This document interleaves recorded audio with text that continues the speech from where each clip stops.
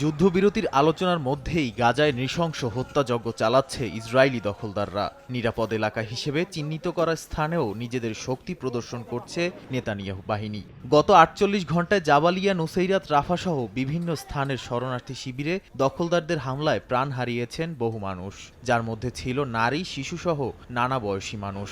জবাবে ইসরায়েলিদের বিভিন্ন ঘাঁটিতে গোপনে হামলা চালাচ্ছে হামাসের সামরিক শাখা কাশেম ব্রিগেডস। এতে ইসরায়েলি সেনা নিহতের দাবিও করেছে হামাস। এদিকে গাজায় যুদ্ধবিরতি আলোচনা চুক্তি সইয়ের খুব কাছাকাছি বলে জানিয়েছেন মার্কিন প্রেসিডেন্ট জো বাইডেন। কিন্তু তার এই আশাকে গুঁড়িয়ে কাতারের রাজধানী দোহায় চলা আলোচনা শুক্রবার স্থগিত হয়ে যায়। তবে মধ্যস্থতাকারীরা আগামী সপ্তাহে এ বিষয়ে আবার আলোচনায় বসবেন। এ প্রক্রিয়ায় গাজায় ইসরায়েল ও হামাসের মধ্যে যুদ্ধের অবসান এবং বাকি ইসরায়েলি জিম্মিদের মুক্তির লক্ষ্যে চুক্তি সইয়ের প্রচেষ্টা চালাচ্ছেন তারা। তবে হামাসের নেতারা বলেছেন, গাজায় বর্বরোচিত গণহত্যার দায় ধামাচাপা দিয়ে তেল আবিবকে রক্ষা করতে চাইছে মার্কিন প্রশাসন।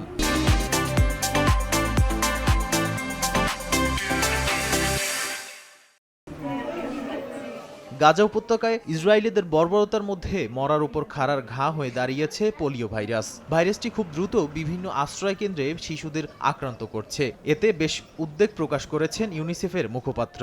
যুদ্ধ শুরু হওয়ার পর থেকে গাজায় ৫০,০০০-এরও বেশি শিশু জন্মগ্রহণ করেছেন। তবে পোলিও প্রতিরোধে কোনো ব্যবস্থাই গ্রহণ করতে পারেনি কর্তৃপক্ষ।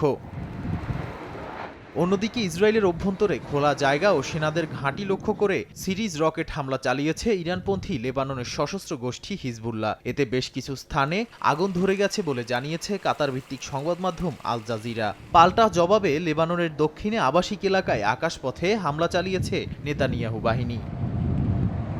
নাদিম মারজান, সময় সংবাদ।